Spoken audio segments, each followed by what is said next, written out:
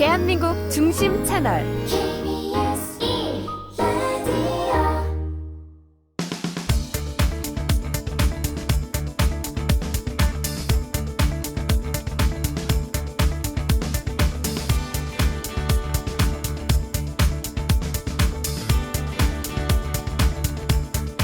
안녕하세요. 역사 스토리텔러 썬킴 인사드리겠습니다. 네, 반갑습니다. 빅데이터 강자 전민기입니다. 저는 강자의 강자 우윤혜입니다. 세상의 모든 문제를 해결하기 위해 저희 거침없는 녀석들이 뭉쳤습니다.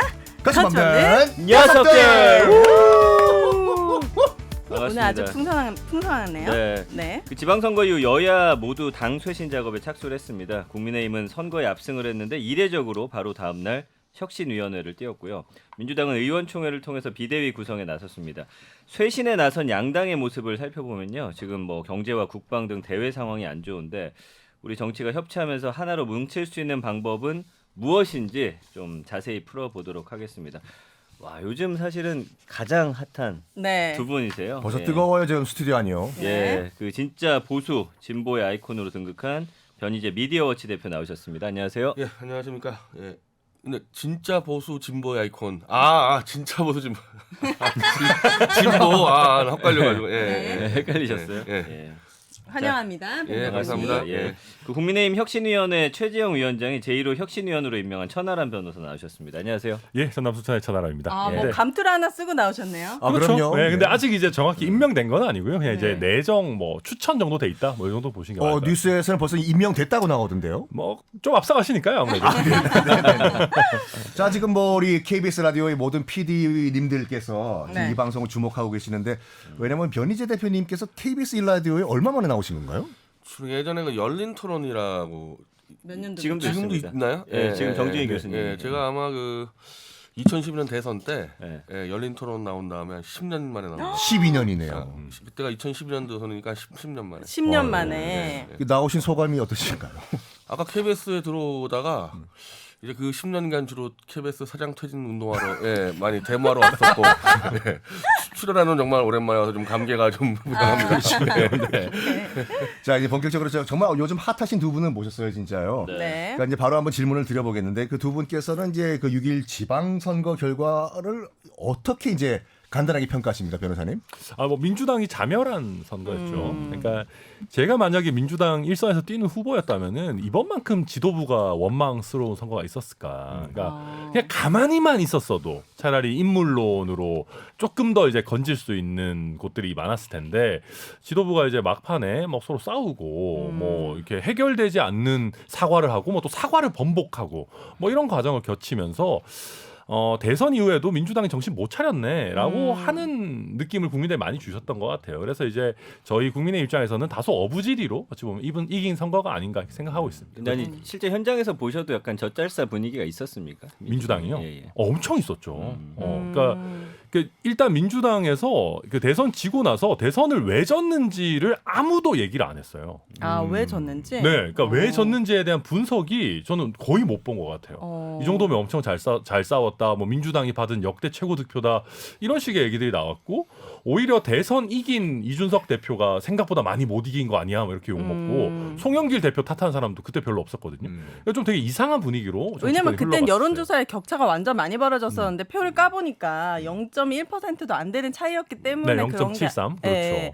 그런 것도 있지 않았나 생각해봅니다. 그래도 어차피 진 건 진 건데 너무 좀 정신 승리로 흘러갔던 게 아닌가 민주당 입장에서. 지도부가 보이지 않았다. 네, 우리 그렇죠. 변 대표님은요? 그 여야가 득표율차가 10%가 차이가 났는데 50%가 나왔죠 이번에 투표율이 근데 그게 딱 4년 전 지자체 선거 60%보다 10%가 안 나온 거거든요. 그러니까 뭐 대충 산술적으로 보면은 야권 지지자들이 10%가 안 나온 거예요. 예, 그럼 뭐 간단하죠. 야권 지지층이 민주당을 나가서 찍을 마음이 없을 정도로 엉망진창을 한 거죠. 네. 그러니까 아까 우리 천하람 변호사님 말대로 막판에 막 지도부끼리 싸우고 막 이런 거 하면은 내가 저 야당을 찍어봐야 똑바로 못하겠네. 그럼 유권자가 안 나오면 끝나는 거거든요. 이런 선거는. 네. 간단합니다. 그것 때문에 졌다고 봅니다. 그럼 가장 큰 패착 문제는 지도부의 부재였다. 부재라기보다는 싸움을 치면서 거의 엉망진창을 만들어 놓은 거죠. 선거 앞두고 사실 같은 경우는. 그리고 이제 원래는 이제 이른바 허니문 선거라 그래서 대선 직후 선거하면 여당이 되게 이기거든요. 그렇죠. 그럼 좀 마음을 좀 비웠어야 되는데 저는 오히려 이걸 좀 너무 이겨보려고 막 하다가 오히려 패착을 둔 것 같기도 하고요. 그리고 제가 이런 말씀드리면 변희재 대표님 안 좋아하실 수도 있는데 네. 윤석열 대통령이 생각보다 잘했어요. 선거 전까지. 어떤 측면에서 그렇게 그러니까 예를 들면 그런 겁니다. 뭐 대통령실 이전 문제도 난장판이 나지 않겠느냐. 이게 과연 이전이 되겠냐 이 짧은 뭐 세월 안에 했는데 어쨌거나 일단 이전을 했고 청와대도 오픈을 했어요. 그리고 뭐 5.18 민주화 운동에 전원 다 참석한다든지 뭐 노무현 전 대통령 추도식에 가서 좀 직접 가진 않았지만 총리를 보내고 국민 통합 행보를 한다든지 이런 것들이 생각보다 윤석열 대통령이 정치를 아주 못하는 건 아니네라고 하는 그 생각을 심어줬고 민주당 입장에서 그 윤석열 대통령 임기 시작하기 전에 윤석열 대통령에 대한 국민들의 기대치, 지지율이 아주 낮으니까 이거는 일반적인 허니문 선거가 아니다. 우리가 이길 수 있다라고 생각하고 방금 변희재 대표님 얘기처럼 굉장히 오버하는 검수완박 걸고 막 우리 지지층 결집시키고 이런 전략으로 갔는데 그 전략의 핵심은 윤석열 대통령이 아주 못해야 되는 거거든요. 라는 근데 가정하에. 그렇죠. 네. 근데 민주당에서 기대했던 것만큼 윤석열 대통령이 못하지 않았어요. 예. 근데 저는 시민의 한 사람으로서 윤석열 대통령님께서 이렇게 막 청와대를 이전함으로 인해서 실탄도 분실됐고 사실 경비처는 거기 경찰서분이 컨테이너에서 자고 있다라는 막 MBC 보도들을 보면서 이건 너무 이르지 않았나 성급하지 않았나 이런 뭔가 부작용이 많았지만 그럼에도 불구하고 민주당이 그거를 제대로 받아서 표로 끌어오지 못한 무능함도 있지 않을까 하는 생각을 해봅니다. 어쨌든 그 우리 천하람 변호사님의 의견에 대해서 우리 변 대표님 어떻게 생각하십니까? 그 원래 같았으면요, 이제 현재 대통령 지지율이 이제 취임하자마자 취임한 지는 한 달 정도죠. 그러니까 네. 당선된 3개월인데 그러면 지지율이 한 70% 정도, 뭐 80% 초반 나오면은 애초에 선거가 안 돼요. 근데 이제 50% 초반 나오니까 이길 것 같다 생각하니까 아까 말씀대로 제 눈에는 무수한 실정이 보였거든요. 근데 집권 초기부터 왜 또 발목 잡냐 이거에 부담스러우니까 어정쩡하게 가다가 사실은 뭐 모든 거 다 잃었다고 저는 보는 거죠. 그 요즘 뭐 굉장히 그 논란이 되기도 하지만 한번 저희가 짚고 넘어가야 할 문제도 저희가 한번 얘기를 해봐야 되겠는데 네. 이 지방선거에서 이 민주당이 패한 것은 참패라는 것은 이재명 이제 의원이죠. 이재명 때문이다라는 이재명 책임론이 또 나오고 있는데 여기 대해서는 두 분 어떻게 생각하시나요, 변호사님? 당연한 거 아닙니까? 그러니까 이게 지금 민주당에서 다른 슈퍼스타가 없기 때문에 애써 외면하고 있다고 봐요. 그러니까 물론 이재명 책임론이 일부 분출되지만 이게 지지층까지 확산되지 않는 이유는 대안이 없다라고 지지층이 느끼고 있는 거거든요. 근데 상식적으로 생각해 봅시다. 대선에서 진 후보였어요. 지선에서 총괄선대위원장이었습니다. 그렇죠. 이분보다 책임이 큰 사람이 어디 있어요. 게다가 이번 지선에서는 최악이었던 게 본인이 총괄선대위원장인데 개항에 갇혀 있었습니다. 그리고 저희 개항 선거 이기느라 급급했고요. 심지어 막판에는 본인 선거 이기겠다고 제주도 후보들하고 협의도 안 하고 뭐 김포공항을 뭐 없애겠다 내지 이전하겠다 이런 식으로 나오니까 이분은 그냥 자기만 생각했다라는 비판에 자유로울 수가 없거든요. 그러니까 만약에 우리가 이제 심지어 제가 조금만 더 보태자면 민주당에서 그런 말도 해요. 김대중 노무현 전 대통령이 이끌었다도 질 선거다. 이거 뭐 어마어마한 얘기인데 제가 아는 노무현 전 대통령이었다면요. 대선 진 직후에 자기가 이런 양지 안 찾아갑니다. 만약에 우리가 상상을 했을 때 이재명 후보가 내가 대구 수성 을에 가겠다. 아니면 내가 고향이 안동이니까 경북지사에 가겠다. 당을 위해서 내가 책임지고 한번 불사르겠다 그랬다면 노무현 대통령 추도식과 맞물려서 저는 민주당에 대한 향수가 다시 살아날 수 있었을 거라고 봐요. 근데 그런 거 전혀 안 하고 선당 후사 아예 없었는데 나는 아무런 책임 없다? 저는 그건 맞지 않다고 봅니다. 그러니까 일각에서 나오는 것처럼 뭐 개파 분쟁이 아니라 팩트 자체로 책임이 있다. 책임이 있죠. 오히려 근데 이재명 개파가 강하기 때문에 저는 그게 과소평가돼 있다고 생각합니다. 변 대표님은요? 근데 제가 이 천하람 위원장님보다 훨씬 더 오른쪽에 있는 사람인데 네. 이상하게 구도를 제가 이 민주당 쪽을 대변하게 되는 그거 그렇게 가시면 몇 번째 평행 우주입니까 이거? 거의 오른쪽 끝쪽에 있는 사람인데 네. 일단은 만약에 그랬으면은 이재명 씨가 안 나왔으면 이겼겠냐 거의 불가능했던 이유고 왜냐하면 이번 선거에서 아까 말씀드린 원래 지는 선거인데 어느 정도 지냐의 문제였거든요. 그래서 어느 정도 선방하냐 문제인데 이게 너무 이제 민주당 지지층이 이 투쟁력 약화, 우리들 눈에는 윤석열의 실정이 보이는데 이슈도 안 시키고 한덕수 총리도 인준 가결시키고 뭔가 좀 배부른 야당처럼 하다 보니까 그러니까 투표를 빠졌단 말이에요. 근데 거기다가 만약에 이재명 씨까지 안 나왔으면은 저는 더 적겠죠. 그나마 막판에 이재명 씨가 이제 인천계약 나온 거 저도 원래는 건 조금 방법 아니라고 했어요. 그건 양지 찾아갔기 때문에. 근데 인천 계양을의 투표율이 일반 투표보다 훨씬 높았다는 얘기는 네. 야 이거 이재명까지 지금 끝장나겠구나. 그래서 인천 경기 쪽 유권자들이 더 나간 거지 사실 이재명 때문에. 그래서 경기 승리도 어떻게 보면은 이재명 씨가 출마했기 때문에 돼서 물론 저는 이재명 씨가 정말 잘했다는 것보다는 안 나왔을 때보다는 그런 대로 예, 경기 하나 건진 거는 나왔기 때문에 건진 거 아니냐. 뭐 저는 이건 뭐 그냥 산술적인 계산으로서 제가 평가합니다. 그나마 이 정도 결과가 나온 것은 이재명 덕분이다. 안 그랬으면 더 빠졌겠죠 투표율이. 네.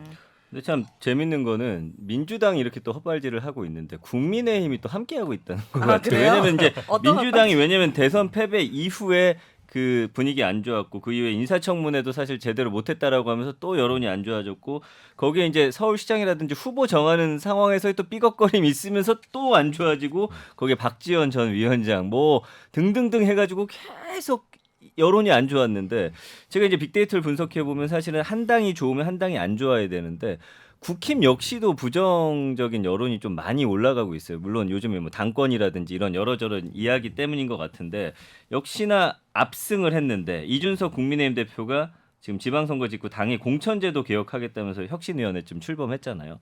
근데 이른바 윤핵관으로 분류되는 의원들 사이에서 견제 목소리가 나오면서 사실은 여기에서도 잡음이 나오고 있는데 일단 천하람 변호사가 네. 거기에 이제 혁신위원으로 합류를 하게 되셨어요. 1호로요. 네, 뭐, 그렇죠. 뭐 1호 그렇게 중요한 건 아닌데요. 근데 어쨌든 이 민주당의 이런 분위기 안에서 지금 이렇게 가는 것에 대해서는 좀 어떻게 생각하세요? 그러니까 일단 저희부터 말씀드리자면은 저희 민주당 막론하고 지금이 싸움의 계절입니다.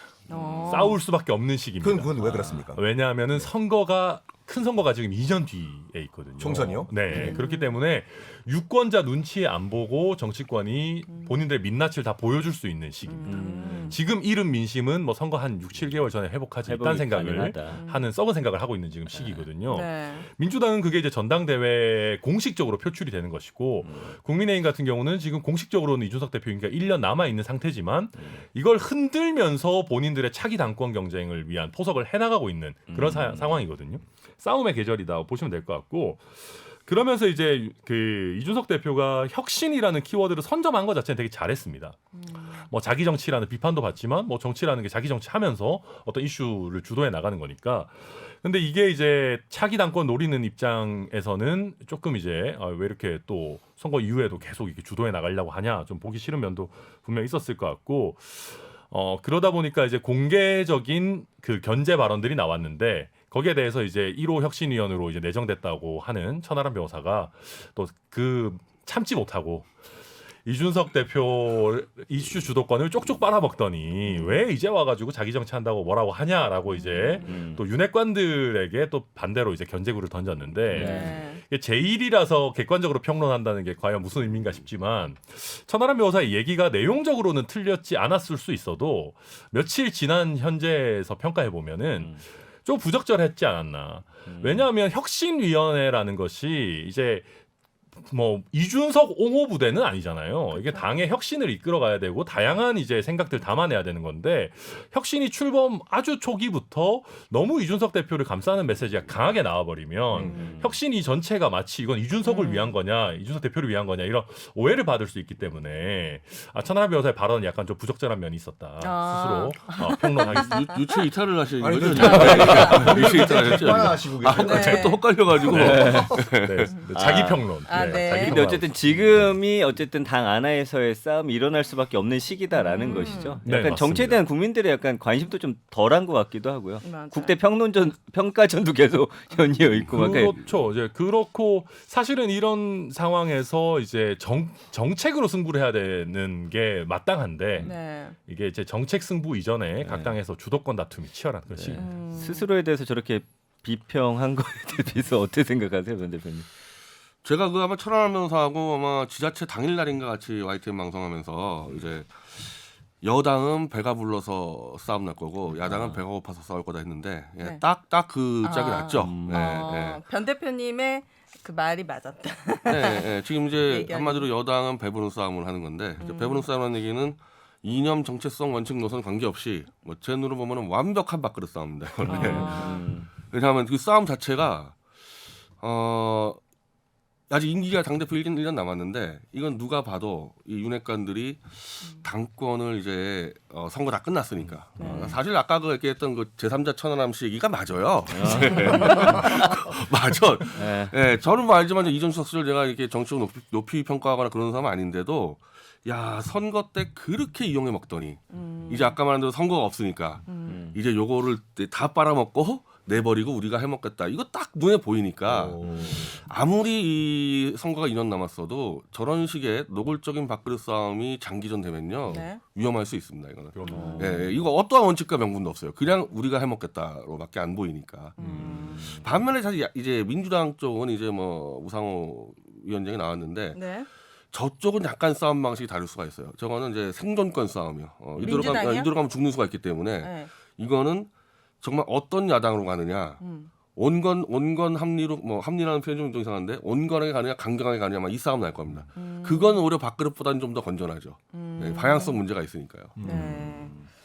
알겠습니다. 그럼 이런 밥그릇 싸움 속에서 혁신위가 대체 어떤 역할을 하는 거고 누구누구로 구성돼 있어요? 그게 그러니까 궁금하네. 일단 이게 이제 각 최고위원이 추천을 하도록 되어 있습니다. 네. 지금 그러다 보면 이제 혁신위의 대부분은 최고위원들이 추천하는 사람들로 구성이 될 거고 네. 거기에 대해서 더해서 이제 최재형 위원장이 한두 사람, 뭐 두세 사람 정도 더 이렇게 외부 인사가 됐든 좀 추가하는 시스템인데요.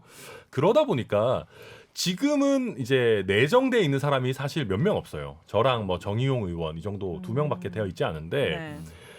그러다 보니까 이제 제가 뭔가 이준석 대표랑 친하지 않냐, 뭐 친 이준석 조직이다라고 하는 분들이 계시지만 사실 말이 안 되는 얘기인 게 여러 성향이 다른 최고위원들이 위원을 추천하도록 돼 있습니다. 그러다 보면 좀 다양한 목소리가 모일 수 있는 구성이 될 걸로 일단 예정은 되고요. 그다음에 이제 혁신위는 뭐 특별하게 제한을 두지 않고 일단은 뭐 모든 걸 다 다뤄봐라라고 하는 입장으로 저는 전해 들었습니다. 편 대표님 어떻게 혁신이 잘 돌아갈 거라고 보십니까? 근데 이건 워낙 당내 깊은 얘기여서 뭐 네. 제가 여쭤볼 수밖에 없는데 그럼 이 혁신에 대해서 이른바 윤핵관이라는 사람들 저기 뭐 정진석 의원이나 뭐 지금 말은 하지만 장제원 의원 그리고 권성동 원내대표 뭐 어떤 입장입니까 혁신에 대해서 협조하겠다는 입장입니까? 권성동 원내대표는 그 조금 성급하긴 했지만 그래도 뭐 해야 되지 않겠냐라는 입장인 것 같고 정진석 의원도 비판을 하지만 이걸 안 할 수는 없다라는 쪽으로 기울고 있는 것 같긴 합니다. 일단 왜냐하면은 혁신위에 대놓고 반대하기 어려워요. 일단 기본적으로 이름이 혁신위원회. 맞아. 혁신위 하면 안 됩니다. 이럴 수는 없는 거거든요. 우상호 의원도 혁신비대위원장이더라고 타이틀이. 아 그래요? 양쪽 다 혁신이구나. 네, 예, 예. 진짜네. 아유, 그러면은 그 혁신이 갖고는 못 싸우는데 그러면은 그쪽의 윤핵관이라는 사람들은 이준석 대표만 그 윤리위를 통해서 슬쩍 한 명만 날리겠다 이런 발상인가요?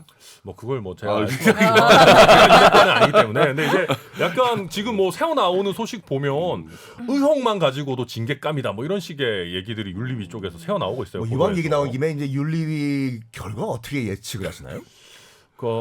저는 솔직히 아니 당대표한테 이 정도 의혹만 가지고 징계를 과연 할 수 있겠나 이게 상식적인가라고 생각이 드는데 정치에서는 비상식적인 일들도 종종 일어나니까 뭐 일부에서는 이게 뭐 사법적인 잣대가 아니라 말 그대로 윤리 문제이기 때문에 뭐 징계가 가능하다라는 말도 나오는데 동의하시나요, 그건요? 아니 근데 암만 윤리적인 거라고 해도요 네. 어느 정도의 근거는 있어야 될 거 아닙니까? 우리가 뭐 국례가 아니잖아요. 뭐 이준석 대표가 기침을 했다 이런 걸 할 수는 국례 윤리위가 국례는 아닌데 아니 근데 지금 시점이 약간 계속 미뤘단 말이에요. 이제 뭐 총선 이후까지 미루고 승리를 한 상황에서 이제 갑자기 또 징계를 내리면 아까 변희재 대표님 말씀대로 다 빨아먹고 이제 버리는 거 아니냐. 약간 국민들이 이런 또 비판이 있을 수도 있을 것 같거든요. 그것 때문에 네. 이걸 저는 깜짝 놀랐는데 윤리는 사법기관이 아니니까 네. 대충 그냥 윤리적으로 안 좋다 하면 날릴 수 있다? 그거 말도 안 되는 얘기입니다. 말도 안 되는 얘기죠. 그런 식으로 하면은 그거를 그러니까요. 예. 그냥 진짜 이제 토사구팽 시키겠다는 얘기고 이 건은 어쨌든 강영석 씨가 윤핵관으로부터 직접 자기가 밝혔어요. 윤핵관으로부터 자료를 받았다. 드디어 강용석 나왔다 이제. 네, 그 그 받아가지고 그걸 가지고 예. 이미 또 법적으로 저 경찰에 고소까지 해놨기 때문에 이거는 사법적 사건이에요. 이렇게 되면은 그럼 윤리위가 징계를 하더라도 사법적 기관에 준하는 정도의 조사에서 해야지. 경찰서에 들어갔는데 그러면 윤리위에서 징계 내렸는데 경찰서 무혐의 나오면 어떡할 겁니까? 또 연기되나요? 그럼 저쪽에서 결과 나올 때까지? 근데 변희재 대표님 말씀이 맞는 게 이준석 대표 같은 경우는 당내 세력이 없기 때문에 우리가 좀 이렇게 가벼이 여기는 경향이 있는 것이지 실제 민주적으로 선출된 당 대표고 나중에 역사적으로 보면 대선 지선을 다 이긴 당 대표. 대표입니다. 그렇죠. 예. 그러니까 어마어마한 겁니다. 만약에 이제 민주당에 이걸 대입해서 만약에 이재명 뭐 후보가 대선을 이겼고 송영길 대표가 뭐 대선 지선을 다 승리로 이끌었다라고 하면 지금 송영길 대표 끌어내리자라고 한 사람이 과연 민주당에 있겠습니까? 그러니까 상상해 보면 당연한 이치거든요. 근데 윤리위에서 뭔가 제대로 된 팩트도 안 나왔는데 우리 느낌적인 느낌으로 이준석 대표 잘못한 것 같아 해서 끌어내린다 그러면 이거는 정당의 민주적인 근거 자체를 흔들어 버리는 거거든요. 이럴 바에는 당 대표 왜 뽑아요? 그냥 윤리위원장을 뽑지. 그러니까 말이 안 되는 저는 거죠. 일단 자료들은 구체적으로 나왔다고 봐요. 네, 판단할 수 있는 자료는 이제 강영석 쪽에서 다 공개했는데 저도 그걸 다 봤거든요. 네. 그러니까 충분히 자료는 이 판단할 수 있는 자료는 나왔기 때문에 저 이준석 대표가 야 공개 토론하자 그랬거든요. 실방으로. 그렇죠. 그럼 윤리위원회가 제가 말씀드리는 거는 대충 넘어가지 말고 사법적 기관에 준하는 정도로 면밀히 검토해서 이준석 대표한테도 사법적 피의자 정도의 권한을 보장해주고 실방 토론해가지고 정리하면 될 것 같아요. 깔끔하게 답변 나왔습니다. 네. 네, 다음 질문 넘어가죠. 자, 그럼 뭐 이준석 대표 얘기 나온 김에 또 요즘 또 핫한 이슈가 또 으뜸당원제거든요. 그럼 뭡니까? 이것이 뭐 이제 예전에 그 대의원들 같이 이제 그 당원 가운데서도 약간 참여를 하는 당원에게 가산점을 줘서 뭐 온라인 활동을 열심히 한다든지 가산점 줘서 나중에 이제 공천할 때 플러스 마이너스 가산점을 주자 이거인데 일단 으뜸당원제가 뭐고 이거를 그러니까 이런 논란이거든요. 온라인 참여에 가산점을 주면은 젊은 층에게 유리한 제도가 아닌가. 그렇겠죠. 나이 든 분들은 온라인 참여가 좀 떨어지기 때문에 이런 논란은 어떻게 보시나요? 일단 으뜸당원이라는 명칭이 좀 구립니다. 제가 봤을 때. 왜요? 뭐로 바꿔야 돼요? 모르겠어요. 느낌 자체가 약간 맞아. 조금 이상하다. 뭔가 으뜸당원은 뭐 잘 모르겠는데 일단 이 명칭과 관계없이 이게 어떤 취지냐 하면요. 기본적으로 평당원의 위치에서도 마일리지를 쌓아서 레벨업을 할 수 있도록 하겠다라는 겁니다. 쉽게 얘기하면. 무슨 말이냐면 우리가 정당 활동을 하려면은 기본적으로 그 지역의 지역위원장이죠. 저희로 치면 당협위원장이라고 네. 표현하는데 그 사람한테 뭔가 좀 가까이 가야 됩니다. 원래는. 그렇게 가서 뭔가 감투 같은 것도 받고 뭐 청년위원장이 됐건 뭐 여성위원장이 됐건 뭐 대외협력위원장이 됐건 그게 약간 불공정하다 이 말씀. 그렇죠. 그러니까 이제 예를 들면 그런 접근할 수 있는 루트나 아니면 당협위원장이랑 좀 이렇게 친하든 친하지 않은 사람들 같은 경우에 당 활동을 열심히 하기 어려운 지점들이 있습니다. 그리고 설령 그 장벽을 뛰어넘어서 당 활동을 열심히 한다 해도 문제가 뭐냐면요.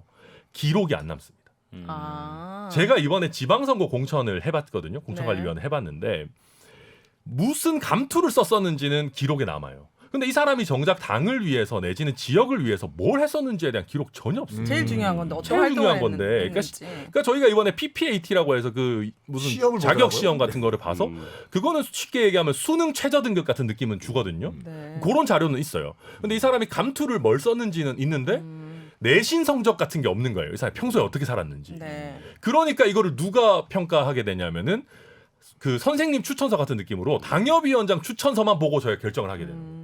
네. 그러니까 이제 말 그대로 당협위원장이랑 안 친한 사람이 정치적인 뭔가 스텝을 쌓아갈 방법이 현재로서는 너무 없네요. 없는 거예요. 없겠네요. 그래서 그런 것들을 평당원이라고 해도 뭔가 활동을 열심히 하고 뭐 당의 교육도 참여하고 뭐도 하고 뭐도 하면 우리가 으뜸당원이라고 해서 이 사람들이 실제 정치 현실에 참여할 수 있는 기회를 좀 더 주겠다라는 취지고요. 근데 그러면 기존의 뭐 당협위원장이시니까 네. 당협위원장들은 좀 반발을 하시겠네요. 아, 싫어하죠 당연히. 그러니까 자기 추천서의 가치가 떨어지는 거 아니겠습니까? 그러니까 싫어하고 근데 다만 우리가 정치를 당협위원장들 좋자고 하자는 건 아니고 플러스로 당협위원장한테 꼭 나쁘지도 않을 수 있습니다. 왜냐하면 이렇게 되면 참여하는 인재 풀 자체가 늘어나서 당협을 운영해 가는 건 오히려 좋아질 수도 있어요. 그렇군요. 마지막으로 한마디만 하자면 이게 약간 길어졌는데 이거 꼭 젊은 층만 참여한다는 보장 없습니다. 아무리 정당 활동이 온라인화로 넘어간다고 해도 압도적으로 오프라인 활동이 많고요. 오프라인 활동에 가보면 대부분 장년층 이상이십니다. 그건 그렇죠. 청년들 시간 없어요. 잘 못 와요.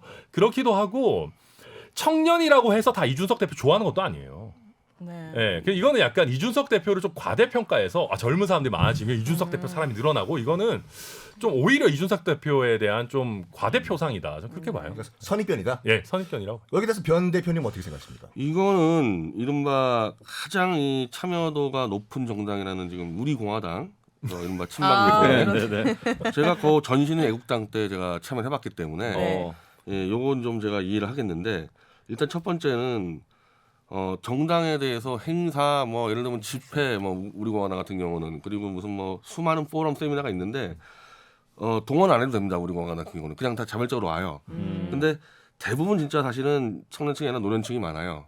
그러니까 이렇게 했다 해가지고 젊은 층에 유리할 거는 오히려 없을 수가 있습니다. 왜냐하면 시간이 많아야 되니까 참여하려면. 그렇네요.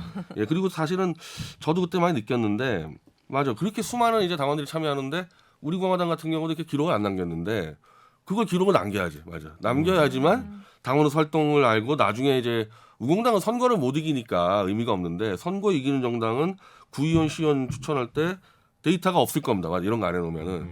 그래서 맞다. 이제 이런 건 제가 그 정당 해봤으니까 오히려 그런 참여도가 높은 정당에서는 필요한 제도겠구나. 네. 예. 그리고 정말 이준석 대표 같은 사람한테 그렇게 크게 유의할 거 없습니다. 왜요? 아까 말한 대로 60대 오히려 50대 60대가 참여도가 훨씬 높아요. 시간이 많으니까. 네, 시간이 많고 일정 정도 또 소득이 돼야 돼. 예, 젊은 친구들은 돈이 없으면 못 참여한 게 있기 때문에 네. 예, 이거는 반드시 그 이준석 대표한테 유리한 제도 아닐 그리고 겁니다. 장년층 노년층도 요즘 엄청 온라인 활동 잘하세요. 더 많이 하세요, 솔직히. 네네. 그래서 카페 이걸 활동도 저희 미디어치도 독자만 있지 않습니까? 카페 활동도 당연히 시간하고 기반이 있어야지 하지 예, 시간 없는 젊은층이 하기 쉽지 않죠. 근데 이렇게 다들 알고 계시는데도 이렇게 이준석 대표 자기 사람 심기 시도하는 거 아니냐라는 주장은 그냥 무조건 이준석 대표 까기 위한 뭐 그런 발언이라고 보면 됩니까? 제가 혁신위원으로서 거기에 대해 답변하면 또 나중에 평론가 천하람이 후회하겠지만 아, 네. 뭐 저는 그렇다고 봅니다. 그렇군요. 네. 저 주제를 또 바꿔가지고 또 뭐 이 선거 막판에 뜨거운 감자였어요. 그 박지원 전 이제 전이죠 비상대책위원장 선거 패배의 1등 공신이다. 뭐 이런 얘기가 나오고 있는데 어떻게 평가들 하십니까, 우리 변호사님? 솔직히 좀 저는 짠하다는 생각을 많이 했어요. 짠하다. 예, 처음부터 희생양으로 포지셔닝 돼서 발탁된 게 아닌가. 우리가 박지원이라는 분을 제대로 활용하려고 했다면은요 비대위원 정도 시켰어야 됩니다. 위원장이 아니라. 예, 아무리 공동 비대위원장이라고 해도 180석에 가까운 이제 당시 여당인 네. 민주당의 당수인 건데 이거는 나이와 상관없이 정당 경험이 없다면은 이끌어갈 수 있는 일이 아닙니다. 이거는 근데 왜 그러면 굳이 비대위원장을 안 시키, 그러니까 비대위원을 안 시키고 비대위원장을 시켰느냐 하면 비대위원은 희생양으로서의 가치가 없거든요. 위원장 정도가 돼야 희생양으로 삼을 수가 있어요. 그러니까 희생양이라고 말씀하시는 근거는 왜 그렇습니까? 그러니까 이제 선거 패배를 했을 당시에 만약에 윤호중 혼자 이렇게 계셨다라고 하면 586 그 세대 전체가 책임론에 휘말려 들어갈 수가 있습니다. 근데 이제 박지원이라는 뉴페이스를 거기다가 공동 비대위원장이라고 해놓은 거는 책임을 분산시키겠다라는 거거든요. 그리고 우리도 나름대로 새로운 시도를 해봤어라고 하는 것이고, 물론 박지원 비대위원장의 저 막판의 행보에 대해서는 저도 굉장히 잘못됐다고 생각합니다. 아니, 싸울 수 있어요. 노선 투쟁할 수 있고 뭐 사과할 수 있고 좋아요. 근데 그거는 선거를 어느 정도 남겨놓고 해야 돼요.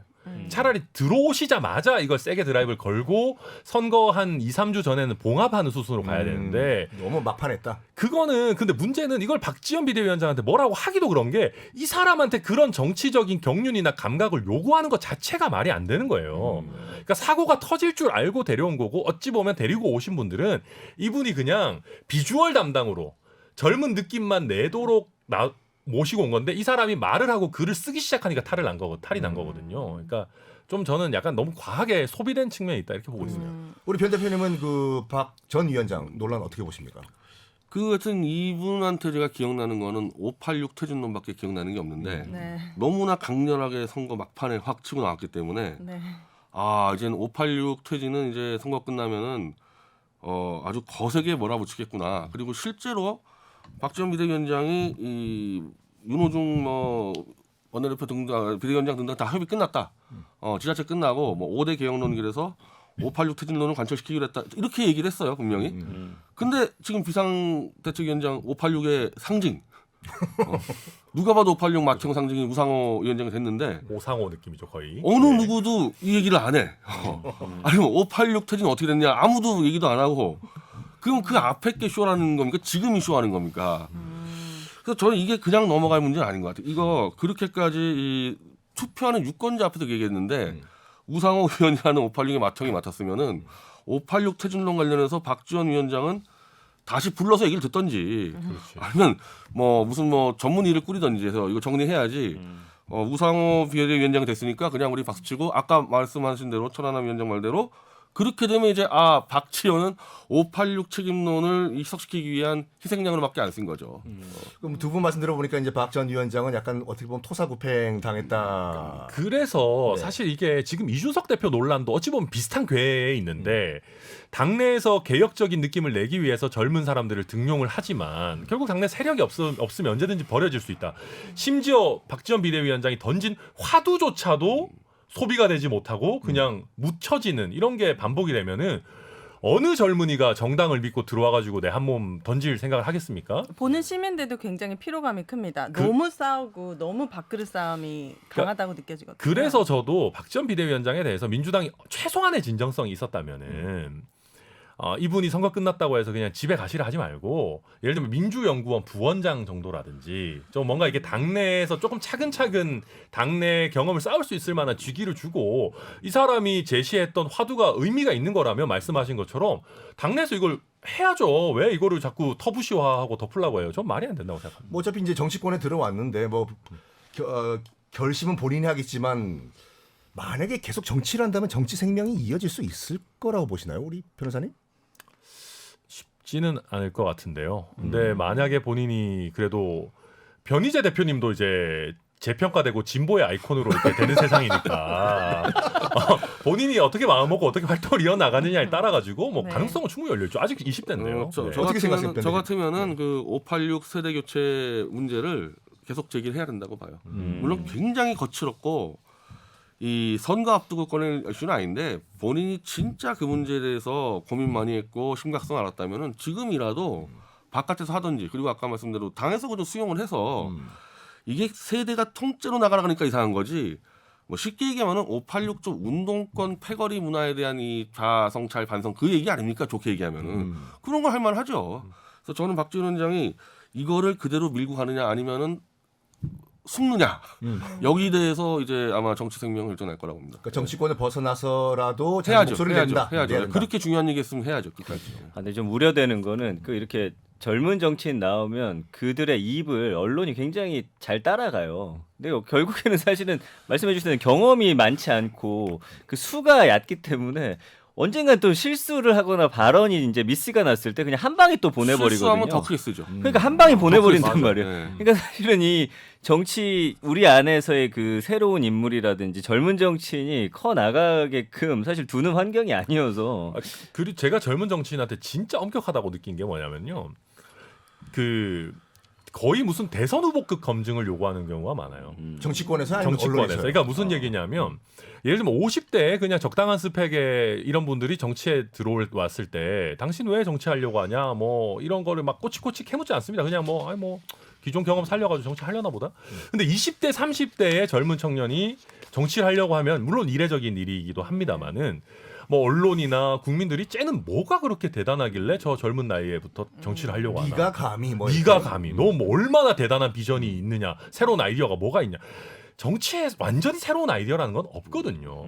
근데 과하게 새로움을 요구해요. 10년 20년 경험 있는 분들도 못 꺼내는 비전을 무슨 요술 주머니에서 꺼내서 막 할 수 있을 것처럼 요구를 하는데 네. 그런 말도 안 되는 기대에 부응하려다 보니까 막 자기도 헛발질 나오고 이러는 또 거거든요. 오버하게 오버하게 되고. 되고 네. 그래서 좀 그런 게 있습니다. 자, 민주당에 대한 네. 질문이 궁금합니다. 맞습니다. 서서히 좀 키워가는 게 맞는 것 같고요. 네, 민주당은 의회총회를 통해서 새로운 비대위 구성에 나섰습니다. 제1야당인 더불어민주당이 국민의 신뢰를 얻는 정당으로 거듭나기 위해서 어떤 노력과 전략이 필요하다고 보시는지 이번에는 변 대표님부터. 민주당이죠. 네, 이 우상호 비대위원장이 이제 되는 걸 보면서 이분이 이제 이른바 좀 민주당 내에서는 화합형 뭐 이렇게 통합형 이게 인사로 분류되는데 네, 지금이 과연 그럴 땐가? 특히 이제 야당은 달라요. 여당하고 좀 다른 게 여당은 하루하루 국정 운영에 책임져야 되는데 야당은 좀 더 한 발 떨어져 가지고 좀 본질적으로 갈 수도 있고 아니면은 집권 여당이 정말 이렇게 국민에게 외면받는다 그러면은 바로 이 투쟁에 들어갈 수도 있고 뭐 이런 투쟁. 식의 이렇게 네. 가야 되니까 좀 굉장히 좀 아주 기민하게 움직여야 되는데 네, 이 또 야당에 또 의석수가 지금 많잖아요. 그렇죠. 그런 과정에서 화합형 통합형 하게 된다는 얘기는 이대로 간단 말이 나오고 있어요. 이대로 화합형 통합형은 대강경 투쟁할 때도 있어야 되고 빠질 때도 있어야 되는데 야 또 우상호 화합형 뭐 통합형 그러면은 잘못하면 이제 서서히 죽어가는. 민주당은 태생적으로 싸워야 된다. 야당은 싸우는 게 일단 1순위가 싸우는 거예요. 그렇죠. 야당은. 네. 야당은 권력이 하나도 없어요. 또 싸우는 것도 사실 요즘 현대 전쟁이 무슨 뭐 도끼로 싸웁니까? 입으로 싸우는 거야, 입으로. 지르는 건데 이 우상호 대표 또 안 지르는 스타일이거든요. 그러면 이제 적당히 이제 공무원 사회처럼 가면서 예, 지금 특히 이제 아까 말씀드린 윤석열 정권은 역대 정권 중에서 가장 지금 이 스타트가 안 좋은 정권입니다. 그러니까 천하람 위원장 말씀은 기대보다 잘한다는 얘기지. 기대보다. 네. 다른 데 비하면 가장 지금 안 좋게 가고 무수한 진짜 이 시스템상 이 실정이 나와요. 지금 인사하는 거 하나 나오고 있는데 그걸 사실 지금까지 야당이 안 건드렸거든요. 이 선거 치른다고. 네. 근데 또 화합 통일한다 그러면 이거를 못 건드리면은 이제 야당 지지층의 그 어마어마한 분노가 좀 느껴지는 게 저 같은 극보수한테 온단 말이에요. 아까 또 진보라고 했죠. 야당이 안 쏴주니까 우리 같은 극보수한테 뭐 때문에 그랬겠습니까? 그러면 이제 민주당은 이제 뭐냐 껍데기만 남는 수가 있는 거죠. 다 지지층 빠지고. 민주당의 가장 큰 문제점 뭐라고 보십니까, 변 대표님은? 배가 고파야 되는데 배가 부르다고 착각하고 있는 것 같아요. 배가 부르다고 예, 착각한다고. 예, 선거 2번 다쳤으면 배가 고파가지고 이제 막 이 들깨 같은 게 기집어야 되는데 네. 지금 그러니까 우상호 대표 딱 보니까 배부는 이제 배부는 원로 스타일로 파이팅 정신에 원로 스타일로 가는 거 아닌가. 이게 이제 아까 말한 586이 너무 오랫동안 있었어요 정치권에. 이 젊을 때 들어왔잖아요. 거기 30대 초반에 뭐 임동석 씨 이런 분 30대 초반 때 들어왔는데 이제 막 50대 후반까지 있으니까 30년이니까 사실상 3김이야 이거는 586이. 그러다 보니까 너무 오래 있으니까 이제 그냥 뭐 적응도 되고 익숙해지고 기득권이 되고 그게 지금 딱 문제가 걸려 있거든요. 그럼 강성 야성이 살아있는 투쟁 야당이 안 되는 수가 있죠. 뭐 우리 처음 변호사님 어떻게 생각하십니까? 이제 그 감나무 밑에서 입 벌리고 있는 걸 그만둬야죠. 민주당 딱 그 마인드예요. 아 윤석열 정부가 뭐 큰 실수를 할 거다. 아니면은 예전에 뭐 광우병 파동이나 뭐 어떤 큰 계기가 생겨서 2년이라는 시간은 기니까 총선은 어차피 또 우리한테 기회가 올 거야라고 생각하는 분들이 굉장히 많은 것 같습니다. 네, 네. 네. 2년 후엔 우리가 2년 후엔 이길 우리가 거야. 이긴다. 뭐 우리가 꼭 잘해서가 아니라 윤석열 정부와 국민의힘이 뭔가 실책을 할 거다 기다리고 있는 거거든요. 그 민주당을 지지하는 여론들은 지금 다 들깨가 되어 있는데 정작 민주당의 야당들 당원들은 지금 입을 벌리고 있다. 예, 의원들은 그냥 정치적으로 큰 일이 터지기만 기다리고 있는 거고요. 대선 때도 심지어 그런 얘기 나왔습니다. 이미 원내에 다 계시기 때문에 민주당에 어지간한 사람들은 대선 져도 우리는 뭐 어차피 일자리 남아 있는 거 아니냐. 어차피 국회의원이다. 예, 웰빙. 그 반대로 이제 국민의힘 같은 경우는 선거 져가지고 백수인 사람들이 많았어요. 그게 좀 더 간절함을 만들어냈던 것도 분명히 있는 거거든요. 뭐 간절함이 있어야 된다라는 얘기는 맞고 플러스로 하나만 더 추가하자면은 말 잘 안 듣는 젊은 사람들을 의도적으로 키워야 됩니다. 그러니까 지금 이제 586 이후를 얘기하면서 저희 당에서 막 비웃잖아요. 586 뭐 퇴진하면 뭐하냐, 뭐 김남국, 고민정 이런 분들이 대신할 거냐 이렇게 비웃는데 지금 이제 그 지난 총선 때 인재 영입이다라고 해서 들어온 분들이 보면 586이 그분들이 보기에 좋은 말 잘 듣는 뭐 스펙 좋은 사람들을 많이 갖다가 넣었어요. 뭐 의사 출신, 뭐 김앤장 출신 뭐 이렇게 해놨다 보니까 이분들이 새로운 정치적인 에너지를 별로 못 내놓고 있어요. 사실 청년 정치인 민주당이 압도적으로 더 많이 있거든요. 네. 결국은 핵심은 말 잘 안 듣는 사람들을 어떻게 제도권으로 들어와서 말 안 듣는 매력을 뿜어낼 수 있는 공간을 주느냐. 그걸 약간 고민해야 뭐 돼요. 원론적으로 말씀드리면 다른 제2, 제3의 박지원을 우리가 스카우트해야 된다. 그럼요. 그리고 그 첫 번째는 박지원을 어떻게 살릴까부터도 한번 고민해봐야 되는 지점이에요. 근데 이제 변수가 하나 있잖아요. 이재명 의원이 이제 국회로 출근을 하기 시작을 했잖아요. 네. 그래서 이제 이재명 의원이 민주당 내에서 또 어떤 역할을 할 건지 또 어디까지 할 수 있고 어디까지 해야 되는지 그리고 아까 말씀해주신 대로 이제 뭐 우상호 대표 맞습니까 대표?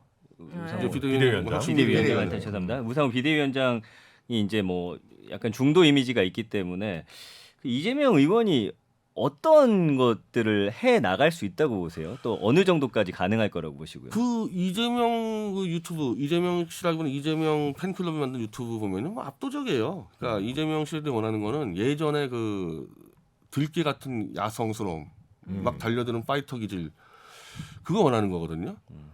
그러니까 그거를 지금 이재명 씨가 할 수 있으면 그대로 하면 되는데 할 수 있을까요? 약간 좀 바뀌지 않았나 내 생각은 예전하고 많은 이제 여러 가지로 어떻게 보면 그게 성숙해질 수도 있는 건데 현재 야권 지지자들은 윤석열 정권의 이제 폭정이라기보다는 시스템 미숙으로 인한 수많은 실정 폭장은 좀 다른 것 같아요. 실수들이 엄청 나오거든요. 네. 그러니까 청와대 옮긴 게 지금 이 부분이 아까 뭐 잘 안 드러난다 그러는데 아니요 무진장 많이 드러나고 있어요. 모순점들 잘못된 것들이. 근데 그걸 지금 야당이 안 잡지 않습니까? 그럼 그런 거를 예를 들면 청와대 이전에 따른 그 잘못된 점들을 짚는 위원회를 만들어서 거기서 뭐 싸움을 시킨다거나 그런 식으로 이제 가장 좋은 예는 김대중 정권 때 저 한나라당의 이회창 총재 네. 모든 발목 다 잡았거든요. 네.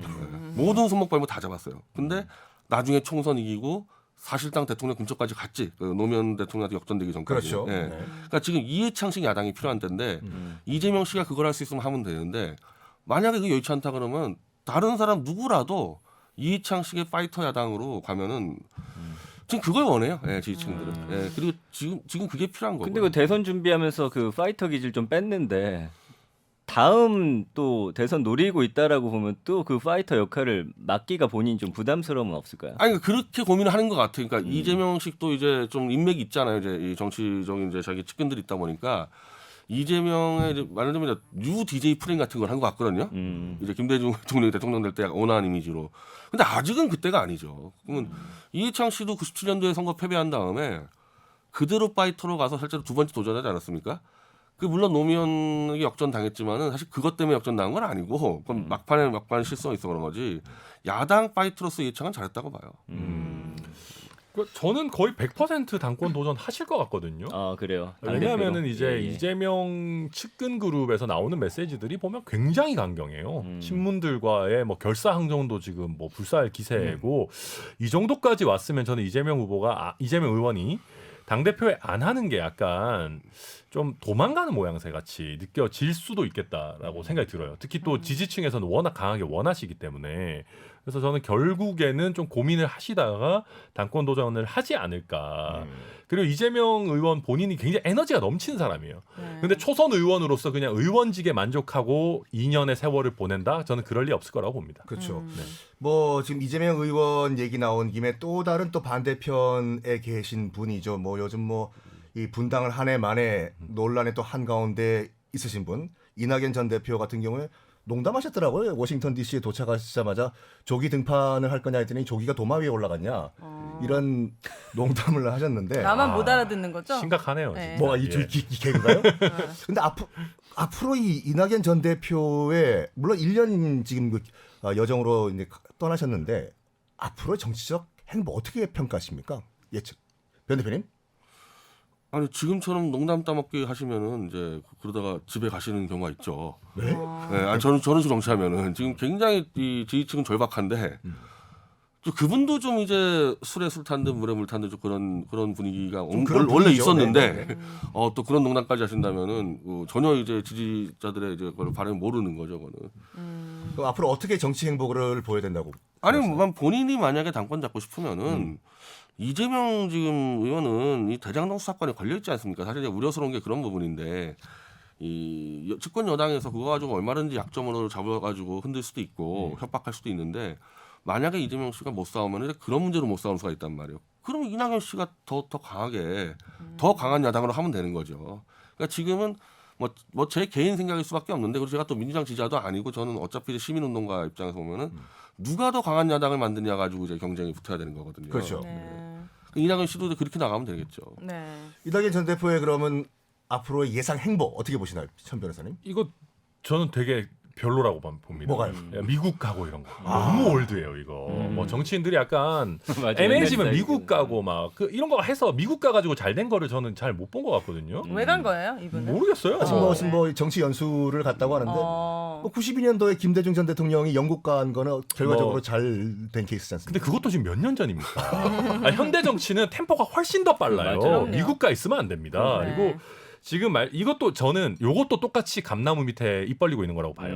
이재명 의원이 뭔가 문제가 생기면 그때 국내에서 뭐 나를 이렇게 막 돌아와라, 호출하는 돌아와라. 콜이 오면 이제 그때 갑자기 한국행 비행기를 타고 뭐 무슨 태평양을 건넜습니다. 이런 또- 굉장히 올드한 느낌 내면서 이제 돌아오려고 하는 건데 전 말이 안 된다고 생각하고요. 이낙연 의원 같은 경우에 이낙연 전 대표 같은 경우에도 이럴 시간이 없어요. 지금이라도 차라리 정말로 본인이 정치 복귀에 진정성이 있다면은 당내 의원들이랑 스킨십 오히려 강화하고 뭔가 이제 대안을 내놓고 꾸준히 이렇게 노선 투쟁을 해나가야지. 배울 만큼 배우신 분이 뭐 굳이 조지 워싱턴 대학교 또 가서 뭐 합니까? 근데 아니 국민들도 사실은 예전과 바뀌었고 아까 말씀하신 대로 템포도 많이 달라졌는데 왜 정치인들은 예전에 그런 것들을 계속해서 가져가는 거예요, 변 대표님? 저는 두 분한테 묻고 싶은 게 저는 정알못이다 보니까 정말 괜찮은 정치인이라는 것은 어떤 모습을 보였을 때 이 사람은 참 괜찮은 정치인이라고 생각할 수 있는 겁니까? 질문이 두 개가 한꺼번에 들어왔어요. 제 질문만 네. 답하시면 돼요. 내 거 왜 잘라 먹는 건데요? 아니 저 쉬운 질문 뭐 아, 쉬운 이게 질문. 쉬운 질문입니까? 그 민주당은 역시 어려울 때마다 김대중 노무현 찾아가는 요에서 항상 아이디어를 거기 썼다 보니까 네. 아까 이낙연 씨도 저 김대중 대통령의 영국행을 지금 떠오른 것 같아요. 네. 근데 저 본인이 김대중 대통령이 아니고 그 시절하고 다른데 그래서 거기서 좀 과거에 좀 이제 사로잡힌 부분이 있어서 갔다 오면 또 전국 한바 또 순회하면서 국민들 목소리 듣고 또 마라톤 돌면서 하거나. 또 이제 뭐 생각만 해도 너무 올드하다. 아니 또 저 봉화마을 가고 또 하이도 가고 똑같잖아요 이 스케줄이 도는 그 게. 이제 안 먹히잖아요, 네. 이제는. 너무 많이 우려먹어. 어떤 행보를 좋은 정치인은 어떤 행보를 보여요? 자, 이제 어려운 질문. 저 진짜 궁금해요. 왜냐면은 이준석 대표처럼 말을 정말 잘하고 그런 사람들의 팬덤도 있고 또 윤석열 지금의 대통령도 뭔가 이렇게 강하면서도 확 이끌어내는 그런 카리스마도 있고 또는 이제 민주당에서 보이지 않게 막 발로 뛰면서 그렇게 또 활동하시는 분들이 있는데 두 분은 이제 정치를 잘 아시기 때문에 정말 괜찮은 정치인이라면 어떤 모습을 보여야 되는지 우리 천하람 변호사부터 뭐 해주시죠. 너무 어려운 질문이고 왜 이렇게 어려운 질문이에요? 아니 좀 심플하게 먼저 말씀하는 거 듣고 좀 네. 정치인이라는 거는요 진정성이라는 게 티가 납니다. 예를 들면 거기서 제일 좋은 거는 국민들에게 진정성 있게 다가가는 거예요. 그러니까 각자 지금 뭐 여러 사례들을 얘기해 주셨지만 좀 죄송한 말씀인데 그 시대가 정치인을 선택하는 겁니다. 그러니까 정치인은 자기가 가지고 있는 역량을 있는 그대로 솔직하게 내보이고 국민들의 선택을 받는 거예요. 네. 자기가 가지지 않은 것을 갖고 있는 척을 하는 거는 금방 들통이 나는 거거든요. 그러니까 어찌 보면 연예인이랑 비슷한 겁니다. 그러니까 꼭 뜨려고 안달을 해서 뜨지 않듯이 그 시대에 그 사람이 갖고 있는 덕목이 국민들로부터 선택을 받는 것이거든요. 그러니까 좋은 정치인의 자질이라는 것은 결국 고로 뭐냐면 국민들이 제대로 된 선택을 할 수 있도록 자기의 자질을 솔직하게 내보이는 사람이에요. 우리가 일반적으로 알고 있는 정치인들은 솔직하지 않다의 이제 반론이시네요. 사실 이준석 대표 같은 경우도 본인이 오히려 더 잘 되려면은 좀 자제하고 어떤 의미에서 좀 더 이렇게 참고 말을 줄이고 SNS를 줄이고 이런 충고 뭐 하루에도 수십 번 듣겠죠. 네. 근데 그걸 본인이 못 참는 것도 있는 것뿐만 아니라 그게 자기 스타일인 거예요. 그 스타일을 알고 우리가 또 선택을 하는 겁니다. 네. 그 정치인은 솔직해야 된다. 진정성이 있어야 한다. 윤석열 대통령도 마찬가지잖아요. 과거에 보면 발언들 얼마나 세고 어떻게 보면 안 다듬어진 것들 많았거든요. 그렇죠. 뭐 법무부 장관의 부하가 아닙니다. 뭐 이런 것도. 근데 그런 데서 국민들이 카타르시스를 느끼고 일단 선택을 하는 거기 때문에 내가 국민들의 사랑을 받기 위해선 이렇게 척해야지. 이런 시대는 저는 이미 갔다고 생각합니다. 네. 변 대표님은요? 그래서 이게 시대적 이 과업이라 그러잖아요. 과업이라는 부분들이 진짜 이게 누가 내가 앞으로 해야지 되는 것도 아니고요.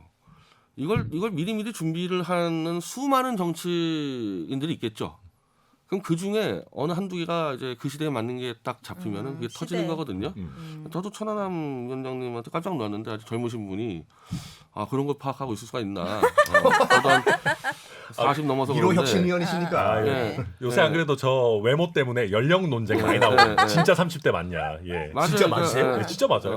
각자 자기 것들을 준비하고 있으면은 어느 순간에 그 필요한 부분이 있으면은 불러낼 겁니다 국민이. 네. 그러니까 그 국민의 입맛에 맞추려고 이거 해보고 저거 해보고 안 돼요. 예, 그러면 어차피 다 흘러갈 거고 뭐 하나 확실하게 자기 걸 준비하고 있으면은 필요할 때 불러주게 될 겁니다. 네. 근데 요즘 정치가 SNS 뭐 이런 게 반응이 바로 오니까 슬쩍 던져보고 입맛 보고 선택하는 게 너무 많은 것 같아서 사실은 국민의 입장에서는 굉장히 좀 비호로 느껴지기도 하거든요. 그 부분에 대해서. 오히려 그게 많은 정치를 망치는 거죠. 네. 그렇죠. 이제 그 진짜 이제 그 삼류 연예인처럼 되는 거지. 이제 팬들 보고 이렇게 했다 저렇게 했다 하실.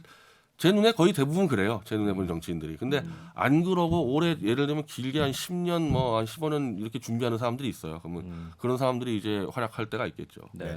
자, 마지막으로 한번 이게 쉬우면서도 가장 어려운 질문일 것 같아요. 여야 우린 싸우는 이미지를 갖고 있는데 그래도 여야 협치를 하기 위한 무슨 대안, 지혜가 있다면 뭐가 있을까요? 일단 천 변호사님. 당끼리도 싸우는데 가능합니까? 당 안에서도 아, 싸우는데. 그렇죠. 당 안에서도 싸우는데 어려운 문제네요.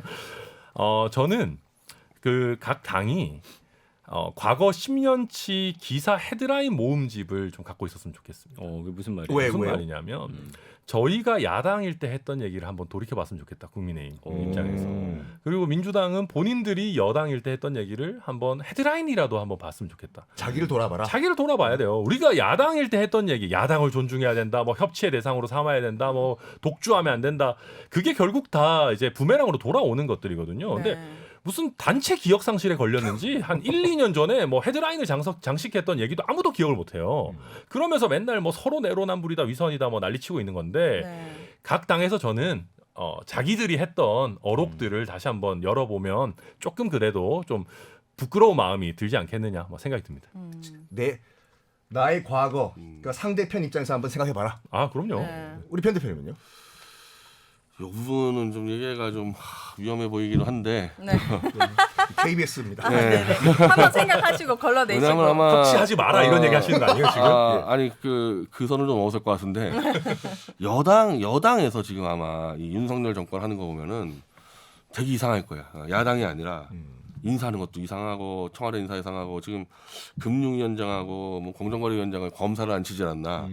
한 번도 못 보던 우리가 이상한 인사들을 하기 때문에 여의도 정치에서 좀 떨어진 정부예요. 이 정부는 너무 떨어져 있습니다. 그러니까 과거 서초동에 있었던 그 검찰 라인들이 가지고 이제 국정 운영하다 보니까 여당의 여의도 라인하고도 지금 떨어져 있는.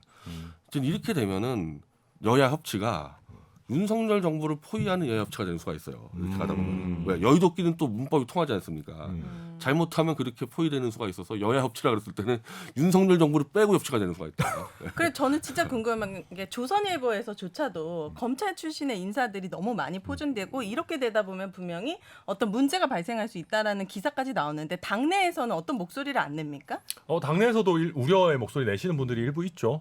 그리고 근데 저도 늘 걱정하는 게 저희 당이 망할 때를 보면은 보수 언론들조차도 비판하는 거를 계속 했었어요. 보수 언론이 손절하는 순간 보수 정당은 망한다. 거의 저는 그렇다고 네. 봅니다. 물론 이제 보수 언론에 뭐 새 정부 길들이기다 뭐 이런 식의 이제 보는 분들도 계시지만 네. 언론이 늘 옳은 것은 아니죠. 근데 언론이 그래도 그 시민들의 의견을 최대한 그래도 빨리 수렴하려고 하는 곳이거든요. 각자 네. 이제 입장은 있다 하더라도 그러니까 윤석열 정부가 뭐 소통을 위해서 이제 용산으로까지 간 거 아니겠습니까? 그러면 네. 좀 뭐 소통이 멀리 있는 게 아니고 조간 신문들 그 입장을 좀 최대한 좀 잘 보셨으면 좋겠다 생각입니다.